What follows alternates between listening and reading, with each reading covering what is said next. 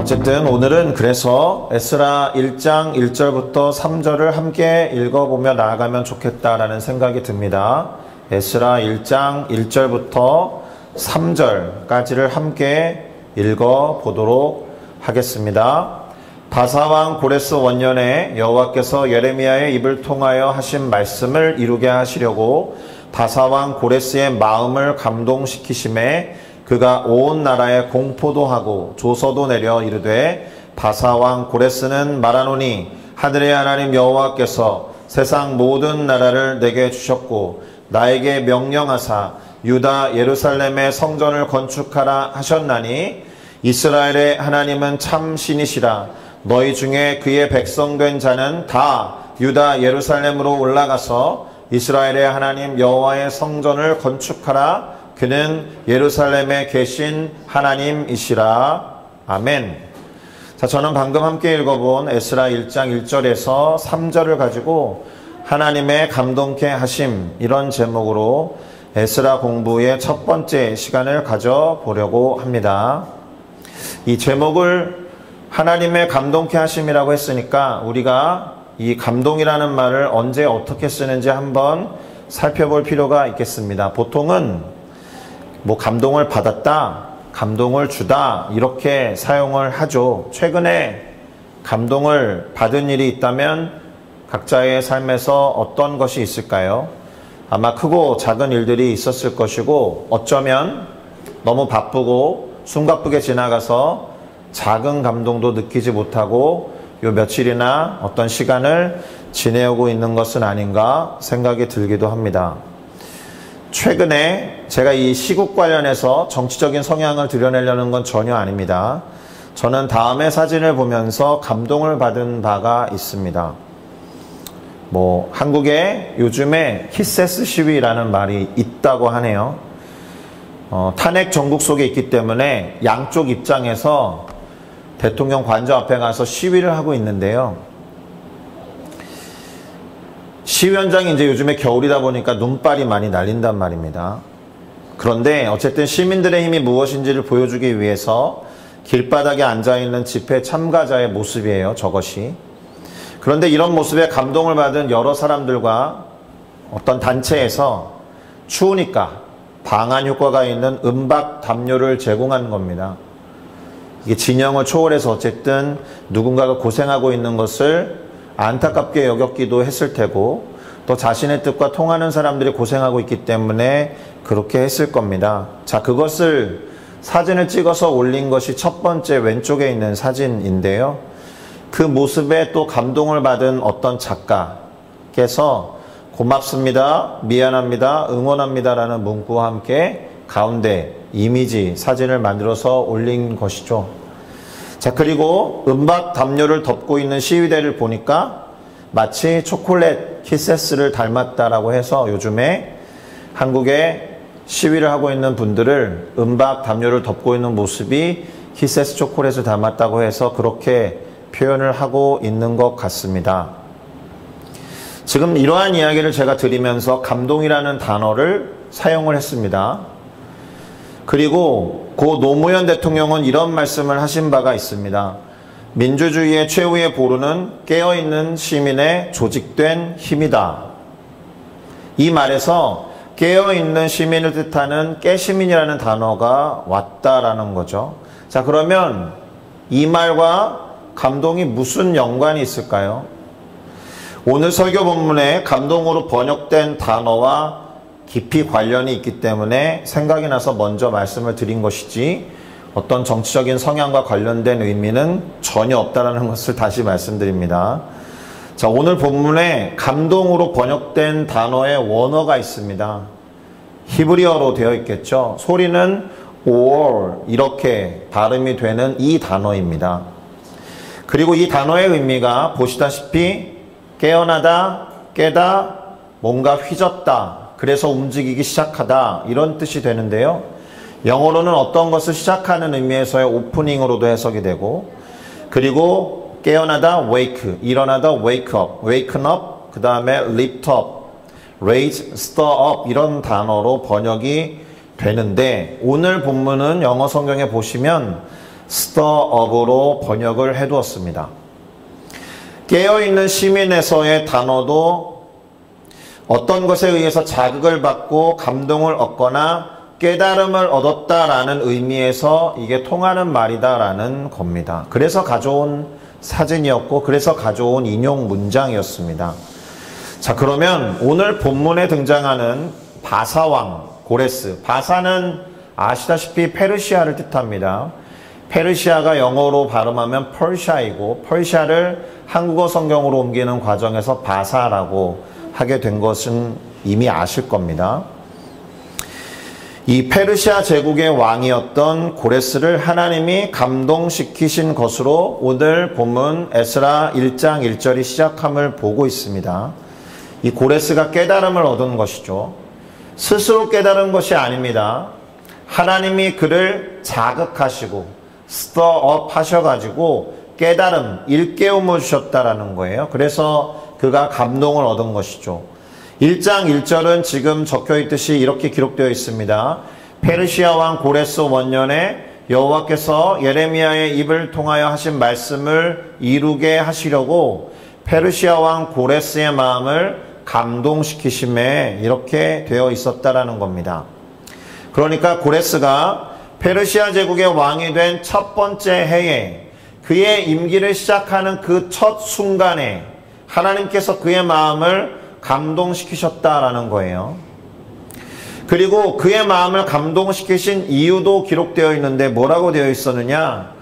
예레미야 선지자의 입을 통해서 하나님께서 하신 말씀을 이 고레스 왕을 통해서 이루시고자 그렇게 하셨다라는 거예요. 자, 그러면 예레미야 선지자의 입을 통해서 하신 말씀이라는 것이 무엇일지 살펴볼 필요가 있지 않겠습니까?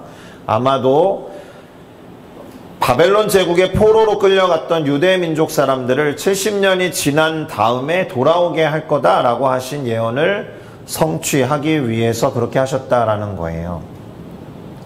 바벨론 제국, 그러니까 페르시아 제국이 그 지역의 패권을 장악하기 전에는 바벨론 제국이 그 패권을 잡고 있었는데 이 지역의 패권이 바벨론으로부터 메데 페르시아 제국으로 넘어가면서 이제 이와 같은 시기를 맞이하게 된 겁니다. 그러니까 유대 민족이나 유대 민족 주변에 있었던 여러 민족들을 징벌하고 심판하는 하나님의 도구로 쓰임받았던 바벨론이 이제 그 역할을 다하고 또는 자신이 그런 도구로 쓰임받았다라는 인식과 자각이 없으니까 극도로 교만해졌겠죠. 그래서 하나님께서 역사를 움직여 가시는 가운데 바벨론 제국이 멸망을 당하게 되고 페르시아 제국이 그 지역의 패권을 장악하게 되었으니 이제 페르시아 제국에 의해서 바벨론 지역으로 끌려갔던 유대 민족 사람들이 본국으로 돌아가게 되는 겁니다. 실제로 이 예레미야 선지자의 글이 적혀있는 성경책이 뭐예요? 예레미야서와 예레미야애가라는 책인데 예레미야서에 보면은 하나님께서 예레미야를 통해서 말씀하신 내용이 분명히 기록되어 있습니다. 2개 정도 구절을 말씀드릴 텐데 첫 번째는 예레미야 25장 11절에서 13절입니다. 제가 읽어드리겠습니다. 이 모든 땅이 폐허가 되어 놀랄 일이 될 것이며 이 민족들은 70년 동안 바벨론의 왕을 섬기리라.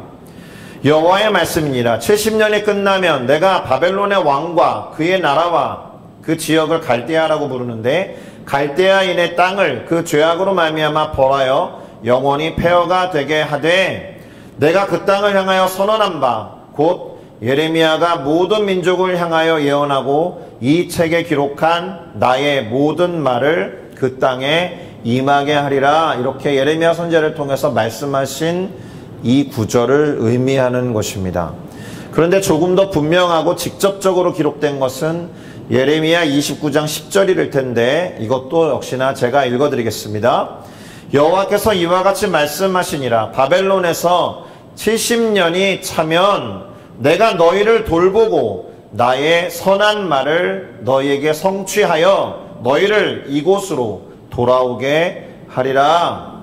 아멘. 그러니까 바벨론 제국이 망하고 페르시아 제국이 들어서서 고레스라고 하는 왕이 즉위한 첫 해에 이 일, 지금 예레미야 선지자를 통해서 하나님이 말씀하신 이 말씀을 이루게 하시고자 하나님이 감동을 주셨다라는 겁니다. 그래서 고레스는 하늘의 하나님 여호와께서 세상의 모든 나라를 내게 주셨다라고 말하죠. 적어도 이때만큼은 고레스라는 왕이 세상과 모든 세계의 주관자가 하나님, 역사의 주관자가 여호와 하나님이라는 것을 알고 있었던 거예요. 그 하나님께서 명령하시기를 유다 예루살렘 성전을 건축하라 라고 하셨다라는 거죠. 그러한 말씀을 온 나라에 공적으로 선포한 거예요. 그래서 조서까지 내립니다. 이게 단순히 돌아가라는 말만 한 게 아니에요. 돌아가서 우선적으로 해야 될 일이 무엇이냐? 곧 파괴되고 무너져 내렸던 예루살렘 성전을 재건하는 것을 명했다라는 점에서 명백하게 고레스는 하나님으로부터 감동을 받은 것이 맞다라는 거예요. 왜냐하면 이 사람이 처음부터 하나님을 섬기던 민족 출신이 아니고 하나님을 신앙했다라는 근거가 전혀 없기 때문에 그렇습니다. 그래서 그런 질문을 던지게 되는 거죠. 고레스는 과연 하나님을 신앙한 사람이었을까? 하나님을 신앙하지도 않았던 사람이 어떻게 세상의 모든 나라를 주신 분이 이스라엘의 하나님 여호와라는 것을 알았을까? 그리고 이스라엘의 하나님 여호와가 참다운 신이라는 것을 이 사람이 어떻게 알고 고백할 수 있었을까? 이 질문에 답할 수 있는 가장 적절한 대답은 하나님의 감동케 하심의 결과다라고 할 수 있다라는 겁니다. 할렐루야. 이것이 아니고는 설명이 안 되기 때문에 우리가 살다 보면 하나님의 감동하심이나 하나님이 하신 일이라고밖에 설명이 안 되는 일들을 마주대할 때 도저히 모르겠는데요 라고 끝까지 고개를 설레설레 흔들거나 침묵하는 사람이 있는 반면에 어쩔 수 없이라도 하나님이 하셨습니다라고 인정하게 되는 그런 순간들을 맞이하게 되는데, 오늘 우리는 이것이 성경에 기록됐기 때문에 하나님이 감동하셨으니까 그렇게 된 거지라고 단순하게 말할지 모르지만 당시 사람들은 알 수 없었을 거다. 그런데 그들 중에서 하나님을 신실하게 믿고 하나님의 뜻을 살피고자 했던 사람들에게는 하나님이 예레미야 선지자를 통해서 하신 말씀을 이제 이루고자 하시는 거구나 라고 알아차렸을 수도 있었다라는 겁니다. 그래도 고레스가 그렇게 생각하고 그렇게 고백한 이유가 무엇일까라는 대답을 아주 확정적으로 성경에 기록되지 않았다라면 할 수는 없었을 것이고 쉽게 그 답을 얻기는 어려웠을 겁니다. 다만 역사 속에서 하나님께서 당신의 일을 위해서 사용하시고 이렇게 감동을 시키시는 이들이 있을 수 있다라는 거예요. 고레스가 하나님의 자녀이자 하나님을 신앙하는 신앙인이 아니었다 하더라도, 오늘 아침에도 한국에 있는 이제 지인 중에서 저랑 묵상을 교환하는 친구가 있는데 니고데모에 대해서 물어본 친구가 있습니다.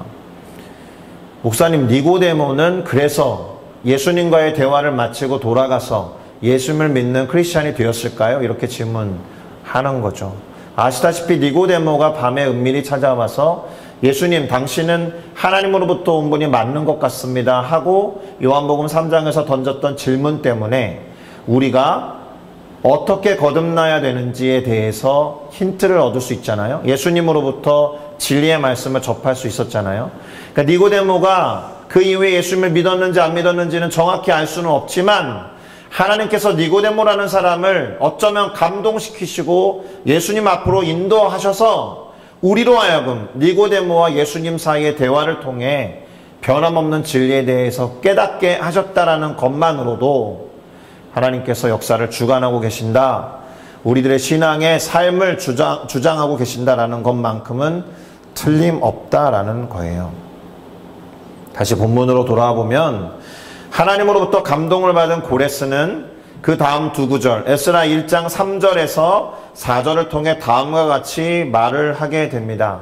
제가 읽을게요. 너희 중에 그의 백성된 자는 다 유다 예루살렘으로 올라가서 이스라엘의 하나님 여호와의 성전을 건축하라. 그는 예루살렘에 계신 하나님이시라. 그 남아있는 백성이 어느 곳에 머물러 살든지 그곳 사람들이 마땅히 은과 금과 그 밖의 물건과 짐승으로 도와줄 것이고 그 외에도 예루살렘에 세울 하나님의 성전을 위하여 예물을 기쁘게 드릴지니라 이렇게까지 말한다라는 거예요.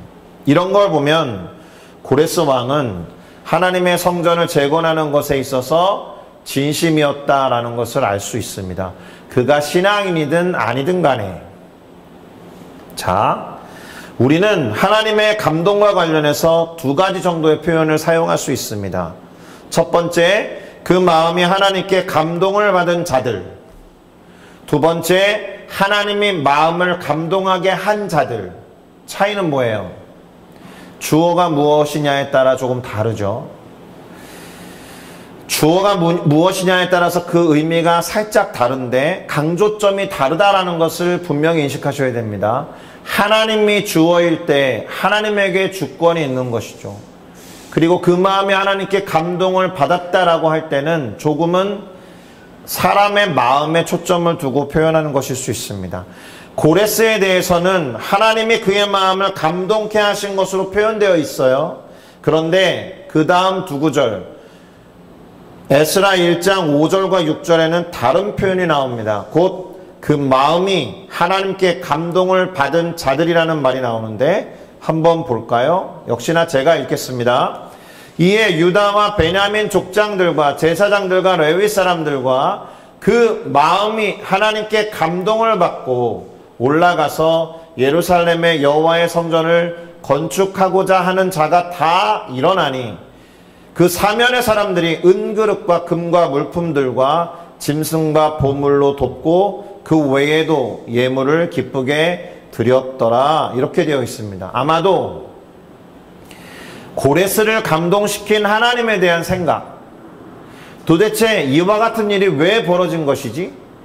아, 예레미야 선지자를 통해서 하신 말씀과 예언이 이렇게 이루어지는구나 라는 것을 알아차린 이들은 그 마음이 이렇게 일하고 역사하시는 하나님께 감동을 받은 것으로 보입니다. 그래서 예물을 기꺼이 드린 거예요. 자, 고레스는 이것으로 끝을 내지 않습니다. 7절부터 11절에 보니까 진정으로 감동을 받은 사람이 어떤 모습인지를 잘 보여주는데 역시나 에스라 1장 7절부터 11절을 제가 읽어드리겠습니다. 고레스 왕이 또 여호와의 성전 그릇을 꺼내니 옛적에 느부갓네살 바벨론 왕을 말하죠. 망한 바벨론 제국의 거의 초절정기에 있었던 느부갓네살 왕이 예루살렘에서부터 옮겨다가 자기 신들의 신당에 두었던 성전 그릇을 꺼내요. 이 바사왕 고레스가 창고지기 미드르다색에 명령하여 그 그릇들을 꺼내어 세어보고 유다 총독으로 가 있는 세스바살에게 넘겨주었다라는 겁니다. 그래서 그 수가 얼마나 되느냐? 금접시가 30개요, 은접시가 1000개요, 칼이 29개요, 금대접이 30개요, 그보다 못한 은대접이 410개요, 그 밖에 그릇이 1000개이니 금, 은 그릇이 모두 5400개라. 사로잡힌 자를 바벨론에서 예루살렘으로 데리고 갈 때에 세스바살이 그 그릇들을 다 가지고 갔다라는 겁니다. 자신들이 예루살렘으로부터 빼왔던 성전 물품들을 그대로 돌려보내주는 겁니다. 물론 그 사이에 어떻게 유실이 됐고 어떻게 덜 보존이 됐는지는 정확히 알 수 없지만 있는 것을 그대로 빼서 원래 자리로 돌려놓은 것이죠. 우리나라도 여러 가지 국보급의 보물들이 프랑스에도 가 있고 일본에도 가 있고 막 그렇잖아요. 영국에도 가 있고. 그런데 나라가 다시 회생되면 사실 그런 제국들이 가지고 왔던 것들을 돌려주는 것이 옳은 일인데 뭐 그렇게 되지 않고 있지만 적어도 고레스 당시에 예루살렘으로 돌아갔던 유대민족 사람들은 예루살렘 성전에서 빼갔던 여러 가지 그릇과 물품들을 가지고 갈 수 있었다라는 겁니다. 이렇게 기록하고 있기 때문에 하나님께서 확실하게 이 고레스를 강권적으로 역사하지 않았으면 되지 않았을 일이구나라고 우리는 깨달음을 얻을 수 있습니다. 여기까지가 에스라 1장의 내용입니다. 그러면 다시 한번 이런 질문을 던져보게 되는데, 페르시아 제국의 왕이 된 첫 해에 고레스가 이렇게 행동한 것을 과연 어떻게 설명할 수 있겠느냐, 이것이 핵심 질문이에요.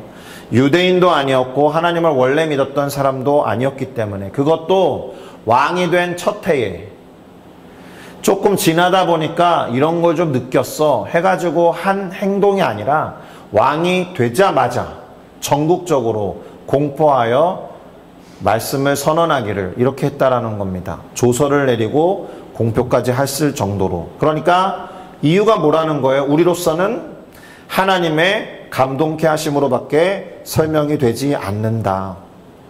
우리들은 성경을 보는 사람들이고 본문에 그렇게 기록되어 있으니까 아, 그렇구나, 이렇게 하고 쉽게 넘어갈 수 있잖아요. 당연하게 받아들이기 쉽잖아요. 그런데 하나님이 하신 일이라는 것을 알아차리지 못하는 사람들이 있을 때, 그때 하나님의 감동이라는 표현을 그 누구도 쓰기가 쉽지 않았다라는 겁니다.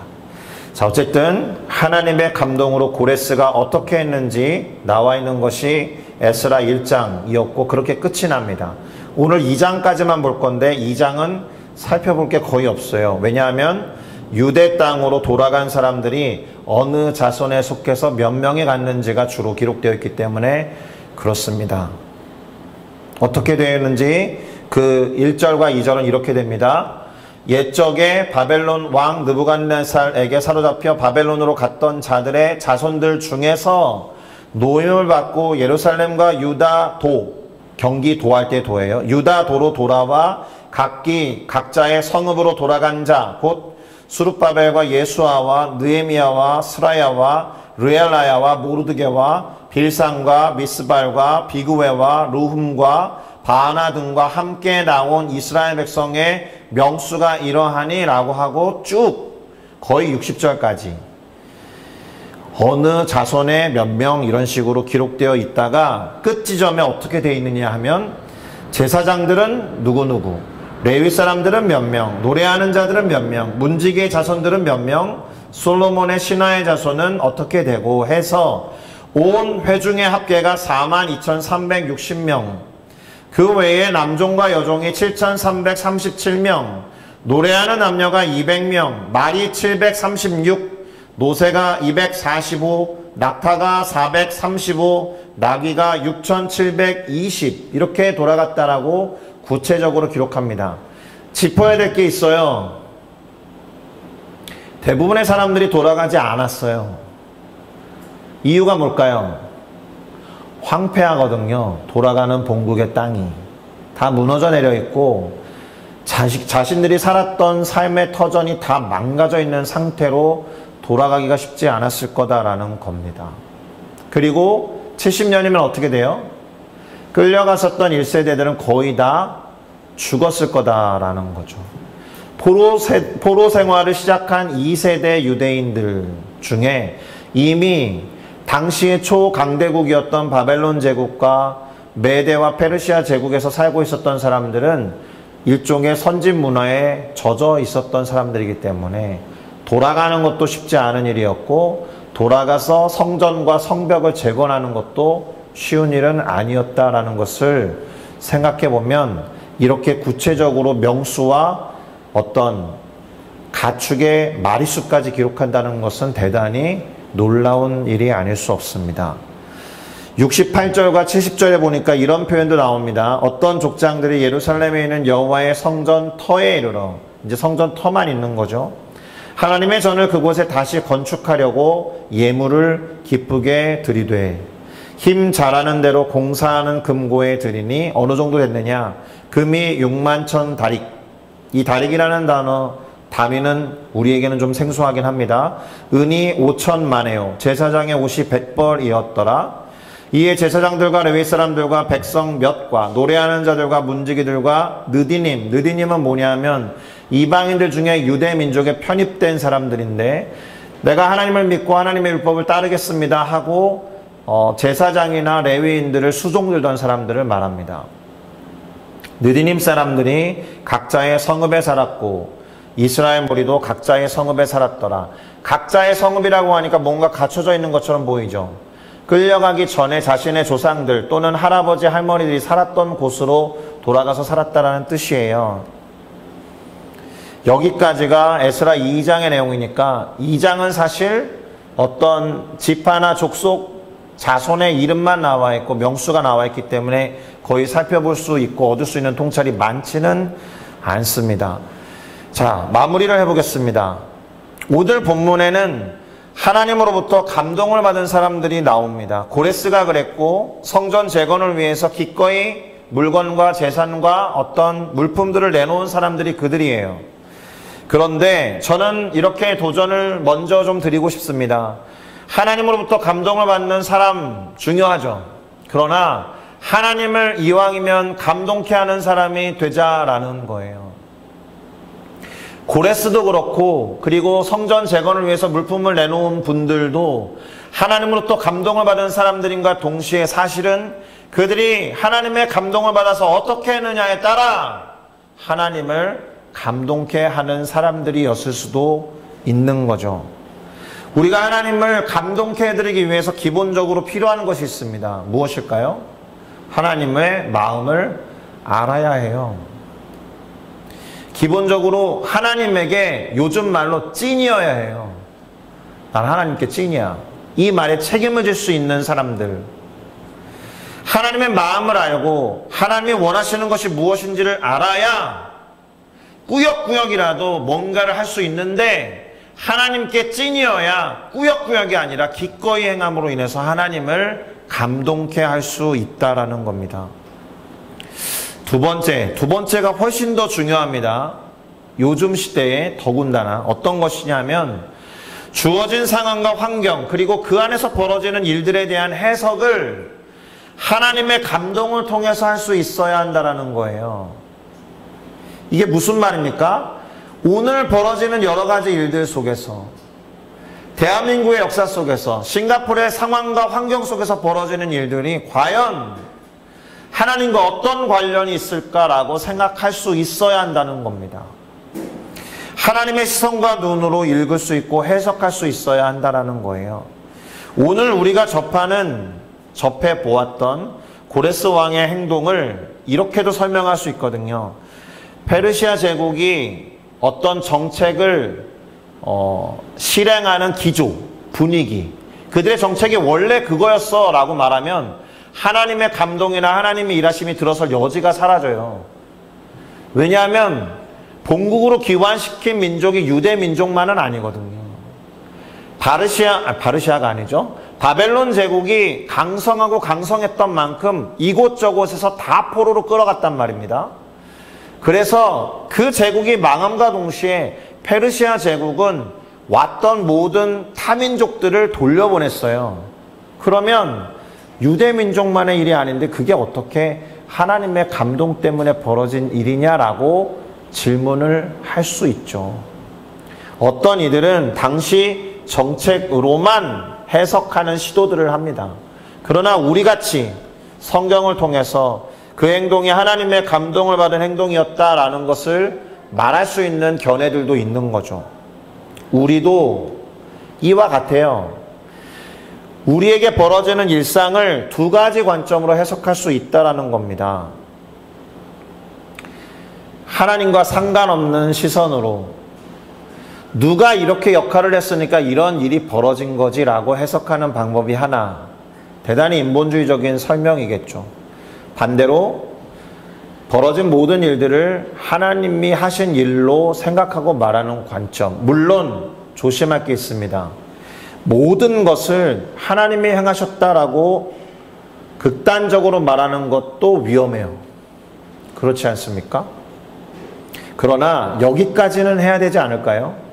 정말 도저히 설명이 되지 않을 때, 하나님이 하셨구나라고 비교적 늦게 깨달아도 하나님이 하신 일만큼은 늦게라도 인정할 수 있는 태도를 가져야 하는 것은 아닐까. 그 의사 선생님들이 주로 하시는 말씀 있죠. 이게 의학적으로 도저히 설명이 안 되는데 기적이 일어났습니다. 기적이 일어났습니다라는 걸로만 말하는 것도 충분하지 않아요. 하나님이 하셨습니다라고 말하는 게 정직한 반응이겠죠. 그러니까 명백히 이것은 하나님이 하신 일인데, 명백히 이것은 하나님이 감동을 주신 사람들에 의해서 이루어진 일인데, 그것을 인정해야 되는 순간만큼에도 침묵하거나 자꾸 다른 이유를 찾으려고 하는 태도가 과연 옳은 일인가 돌아보셔야 한다는 겁니다. 오늘 하루를 맞이한 것도 하나님이 주시지 않았다라면 맞이할 수 없었을 거 아닙니까? 수많은 사람들이 자다가 천국 가거든요. 오늘 예배를 마치고 우리가 집으로 돌아가는 길에 어떤 일이 벌어질지 모르지 않습니까? 사실은 하나님이 감동케 하시는 여러 가지 사건들이 총체적으로 모여서 이루어진 결과가 우리의 하루일 수 있다. 우리의 일상일 수 있다. 우리의 삶과 역사일 수 있다라는 것을 인정하는 것. 이것이 부족하지만 여러분의 목회자로서 제가 에스라 1장과 2장을 살피면서 깨달은 바입니다. 하나님이 행하신 일이다라는 것을 섣부르게 막 말하는 것도 위험한 일이지만 전혀 말하지 않고 전혀 인정하지 않는 지나치게 극단적으로 인본주의적인 삶을 살지 않기를 바랍니다. 하나님을 잘 알고 하나님께 찐이어서 하나님의 감동을 얻어서 하루하루를 살아갈 뿐만 아니라 그래서 시작한 일을 통해 하나님을 감동케 해드리는 저와 여러분이 되시기를 예수 그리스도의 이름으로 축복합니다. 기도하시겠습니다. 참